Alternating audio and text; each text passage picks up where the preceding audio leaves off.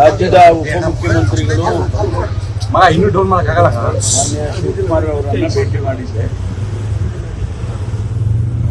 ತುಮಕೂರಿನಲ್ಲಿ 16ನೇ ತಾರೀಕಿನಿಂದ 22ನೇ ತಾರೀಕುವರೆಗೂ ರಾಜ್ಯದ ಕ್ರೀಡಾಕೂಟವನ್ನು ಆಯೋಜನೆ ಮಾಡಿದ್ದಾರೆ. ಅದಕ್ಕೆ ಅವರನ್ನು ಆಹ್ವಾನ ಮಾಡೋದಕ್ಕೆ ನಾನೇ ಖುದ್ದಾಗಿ ಬಂದು ಆಹ್ವಾನ ಮಾಡಿದ್ದೇನೆ. ಅವರು ಕೂಡ ಸಮಯ ನೋಡಿಕೊಂಡು 16ರಿಂದ 22ರವರೆಗೆ ಯಾವತ್ತಾದರೂ ಒಂದು ದಿವಸ ಬರ್ತೇನೆ ಅಂತಕ್ಕಂಥ ಮಾತನ್ನು ಹೇಳಿದ್ದಾರೆ. ಸುಮಾರು 8,000 ಕ್ರೀಡಾಪಟುಗಳು ಭಾಗವಹಿಸ್ತಾರೆ. ತುಮಕೂರಲ್ಲಿ 27 ಕ್ರೀಡೆಗಳನ್ನು ಆಯೋಜನೆ ಮಾಡ್ತಾ ಇದ್ದೇವೆ. ಒಂದು ದೊಡ್ಡ ಕ್ರೀಡಾಕೂಟ